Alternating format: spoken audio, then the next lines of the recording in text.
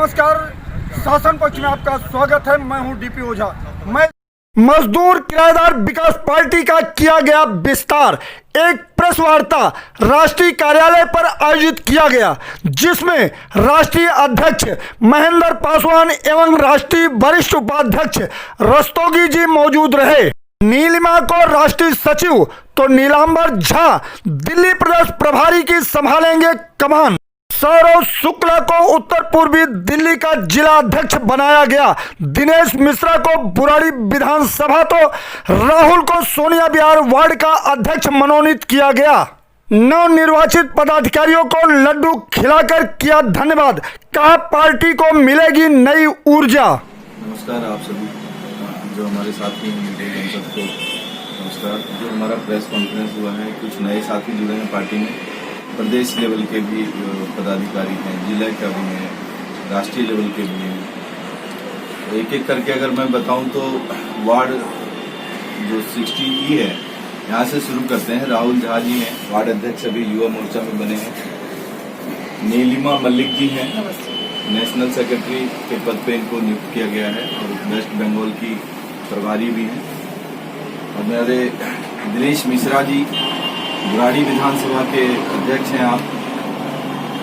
सौरभ शुक्ला जी उत्तरी पूर्वी जिला के अध्यक्ष हैं आप। मास्टर नीलांबर झा जी दिल्ली प्रदेश के प्रवक्ता बनाए गए हैं।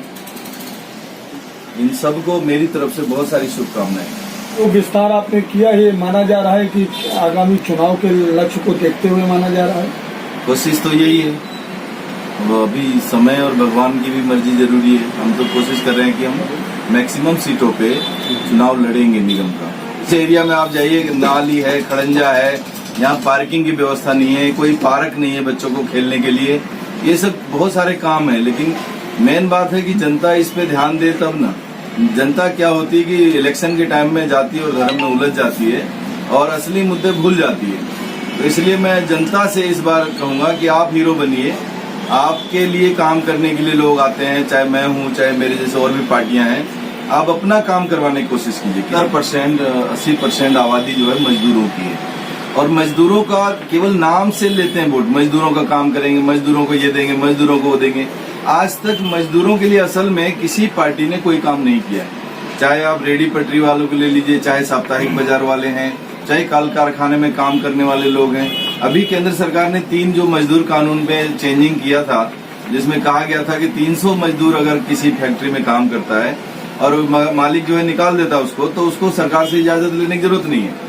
तो ये मैं समझता हूँ ये भी उसी पिछले दरवाजे से कानून लाया गया है, जैसे कि ये किसानों का बिल लाया गया। तो इस मजदूरों का काम कोई करना नहीं चाहता, वोट चाहिए मजदूरों के नाम से। इसलिए हमारी पार्टी पूरी तरह से उसी तबके का काम करेगी जिसके लिए हमने पार्टी का नाम। दिल्ली में देखिए, किसान जो है वो अन्नदाता है, हम उनको इग्नोर नहीं कर सकते।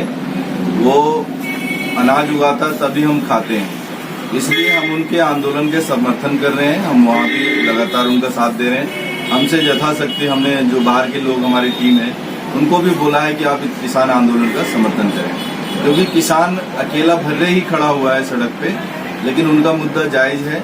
नहीं तो अगर ऐसा कुछ होता उनके फायदे की चीज तो रातों रात ये अध्यादेश नहीं लाते, चौड़े में मीटिंग करते किसानों से, उनसे बातचीत करके कोई कानून बनाते। एमएसपी सरकार का इसमें जो है ना विश्वास नहीं कर पा रही है जनता, क्योंकि कई चीज बोलती कुछ और करती कुछ और है।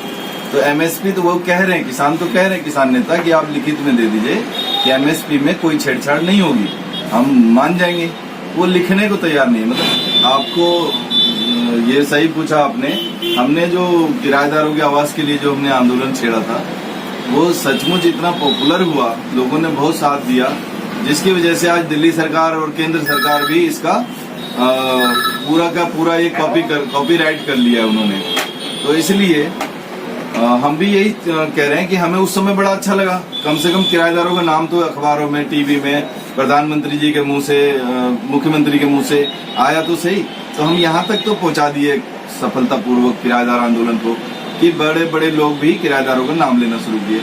आगे की रणनीति जो है वो किराएदार थोड़ा साथ देंगे तो उनको घर, मकान, स्वास्थ्य, शिक्षा और रोजगार भी उनको इसी पार्टी के माध्यम से मिलेगा, क्योंकि औरों से उम्मीद नहीं है। सबसे पहले तो मैं राष्ट्रीय अध्यक्ष को बहुत बहुत धन्यवाद देता हूं।